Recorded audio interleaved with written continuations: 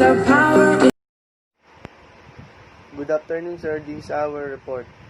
For question number 1, explain the etymological origin of barangay. Discuss the geographical composition of the Philippines as observed by Antonio Pigafetta. How the Philippines affects the political development of the early Filipinos. When the first Spaniards arrived in the Philippines in the 16th century, they found well-organized independent villages called barangays. The name barangay originated from balangay, a Malay word meaning salibot. The first barangay started as relatively small communities, all around 50 to 100 families.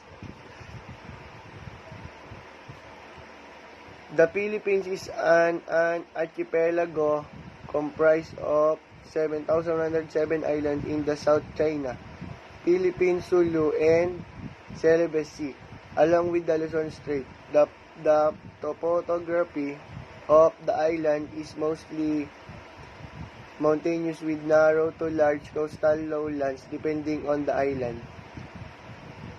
Critics of Philippines democracy have pointed out the unitary system employed since the country became a sovereign state in 1946 led to the prolonged undevelopment of subnational. Hence, policymakers have put forward the argument that shift to a federal system is necessary because of the Imperial Manila Syndrome. For question number 2, elaborate the social stratification of ancient Filipinos, enumerate the role of each social group. The social equity exists at the time of pre-colonial past. Explain the roles and functions of the Datu Raha or Raha. Explain the foreign influences being adopted by the ancient Filipino prior to the arrival of Spaniards.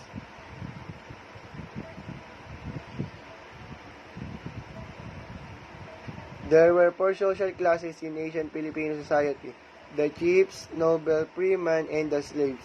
The datu or the chief headed a barangay or community's family, relatives, and elders belong to the Manginoo class group of nobles. The freemen of middle class belong to the Timawa or Maharlika group. Cultural sociologists define symbolic boundaries as conceptual distinction made by social actors that separate people into groups and generate feelings of similarity and group membership. These boundaries are necessary for the existence of in-groups and out-groups. Where group boundaries are considered permeable, group member may pass from a low-status group into a high-status group.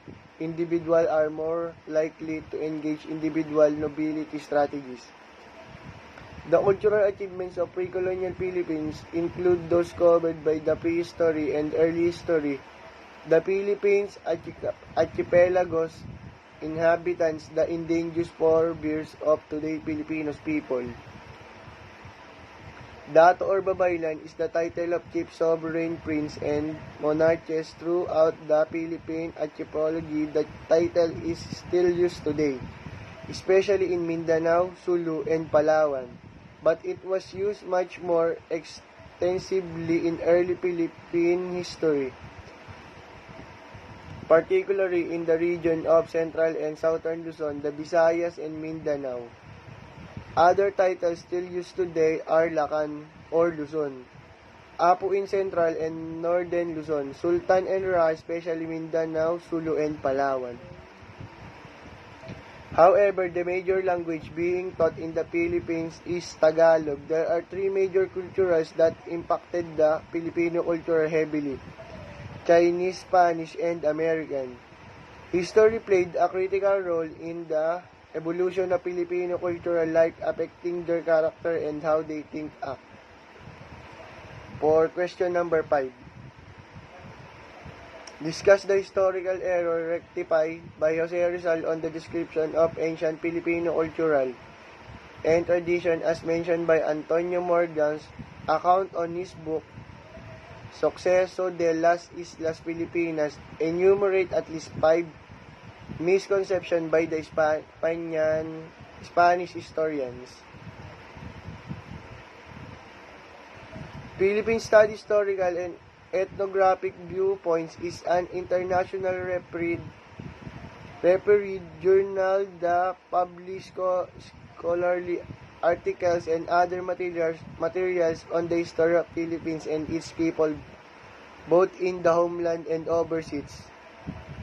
It believes the past is illuminated by historians as well as scholarship from other disciplines. At the same time, it refers ethnographic approach to the history of the present. It welcomes works that are theoretical, informed but not encumbered by jargon. This is the 5 example of misconception by the Spanish historians. Number 1, Constantino R. 1970, Roots, Subdivisions, Indecence, and Counter. Confucius, Double P, 92-112, Quezon City, Malaya Book, Incorporated.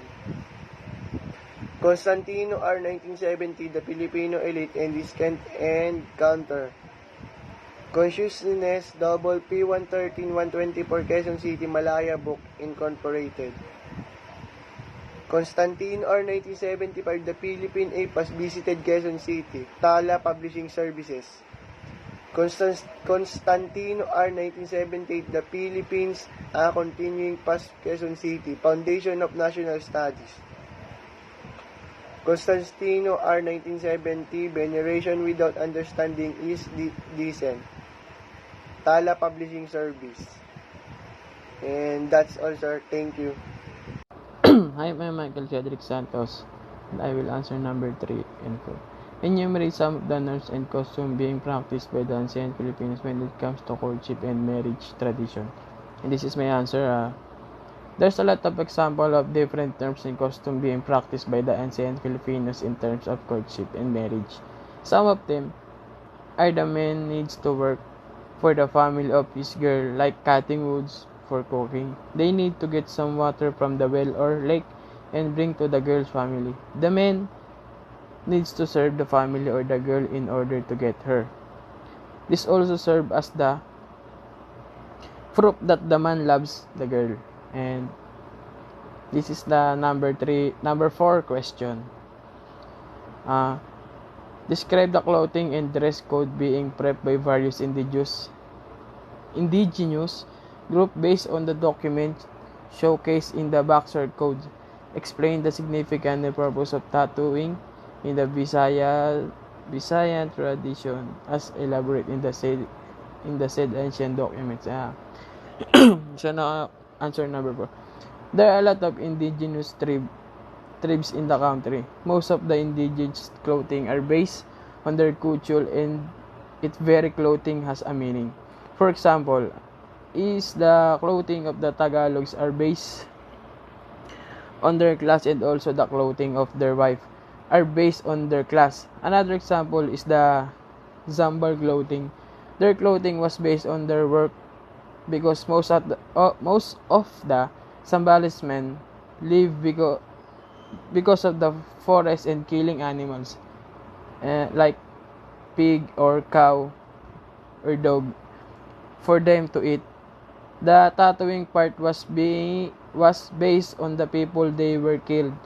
For example, if a person one killed 3 person, it is equivalent 3 tattoos. There are so based on the braveness.